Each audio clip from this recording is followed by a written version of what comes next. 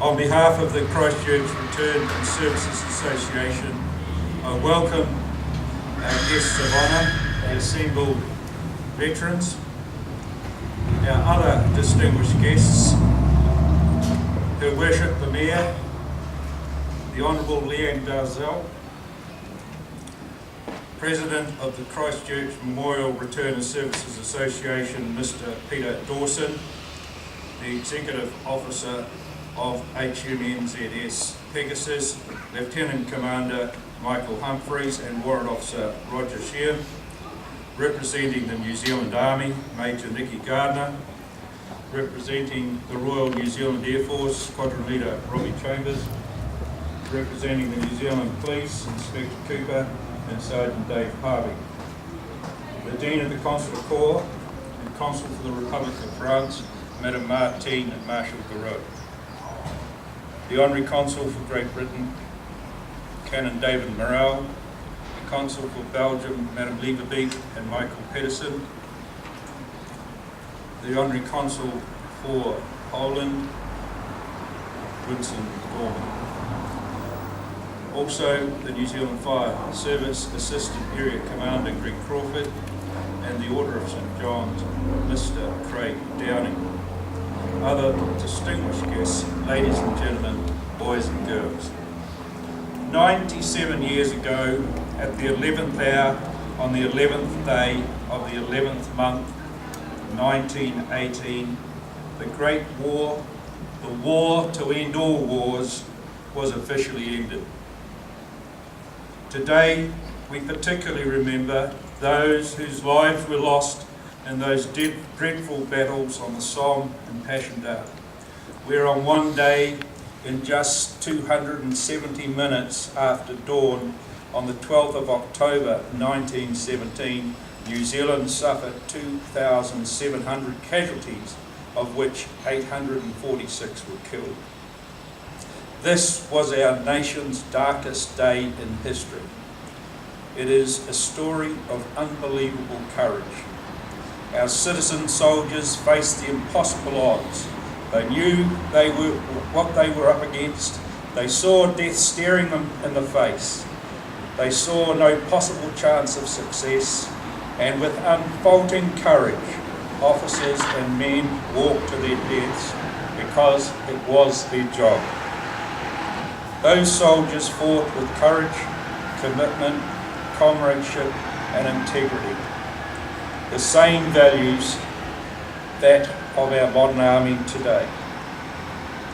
We're also here gathered to remember our own unknown soldier who represent all those New Zealand service personnel who gave their lives in war and conflicts for our nation. He was returned to us on this day in 2004 to be interred at the National War Memorial in Wellington, lest we forget. Thank you, Paul, and welcome. 2015 has been a big year in our nation's history, particularly for those of us who have served our country and our Queen. There have been many commemorations this year, commencing with Gallipoli and Anzac, the forming of Anzac, baptism of fire of our New Zealand and Australian forces, the forming of our nation. We also have commemorated this year Chinook Bear, where our infantry battalions gallantly fought to take an untakeable position, losing the Wellington Battalion's commander, who said, "I'll do it my way," and did, only to have it surrendered later. Just recently, we commemorated the sinking of the Marquette, a troop ship that was carrying people to the Far East and then on to Gallipoli to fight in that war, where we lost 11 nurses. That commemoration was held just recently at the Nurses' Chapel in Christchurch Hospital grounds, which commemorates the lives of those nurses. It has been a big year. It continues for us today, and it continues for us later on this year, when on the 14th of December, Christchurch Memorial RSA will commemorate and celebrate, for a change, its centenary of its founding here in Christchurch, the parent RSA in New Zealand, the first of many, 182 RSAs throughout the country today, with a membership of over 110,000 people. It's a big year. Normally we would hold this service down at the Bridge of Remembrance, but we all know that the Bridge of Remembrance at the moment is undergoing reconstruction, repair and refurbishment, and that's great. And we're happy to wait for that to be ready for the centenary of Armistice Day in 2018, because we want that bridge to symbolise, again, what it was put there for. And the work that's being done by the City Council and Sarah is going to ensure that that happens, and that that bridge will be there for another 100 years for us to commemorate. Since the earthquake, we have not let that make us stumble. We've continued to commemorate Armistice Day every year in the Park of Remembrance. This year, unfortunately, we were unable to do it. I don't know the reasons why, but we were told that the park would not be available because of realignment of the river project, replanting of trees, refurbishment and what have you. It appears now that it was available and we could have gone there. But once again, out of problems come opportunities.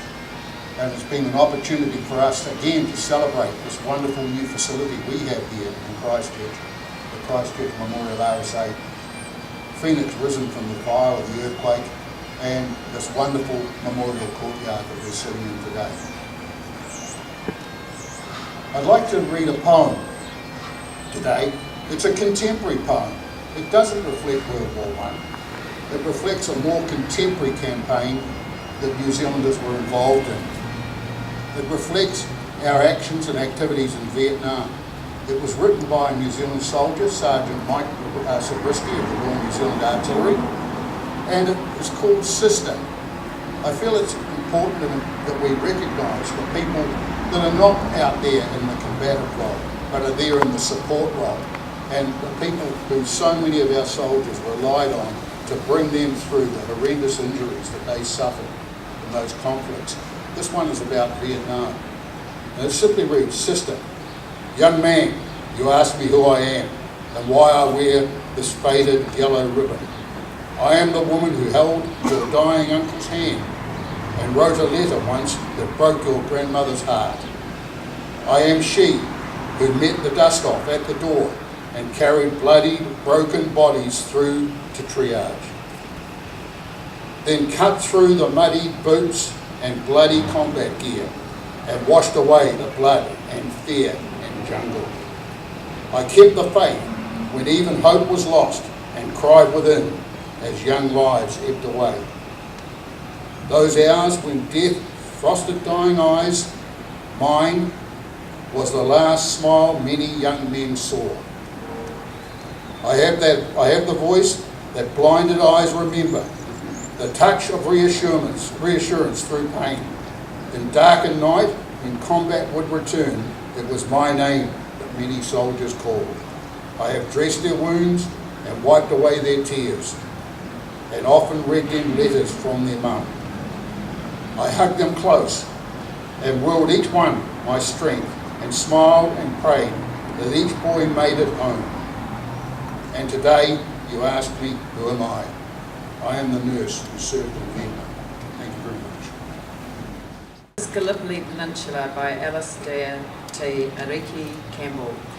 His father fought in the First World War. It was magical when flowers appeared on the upper reaches. Not that we saw much of the upper reaches, but when we did, we were reminded of home, when spring clothed the hills with flowers.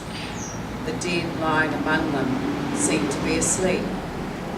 I can never forget the early mornings before the killings started up, when the sea was like a mirror under little wisps of cloud, breathing on its surface so dazzling it hurt the eye. And the ships, so many of them, they darkened the sea. But the evenings too were magical, with such hues in the sky over Macedonia. So many colours, gold bars, green, red and yellow.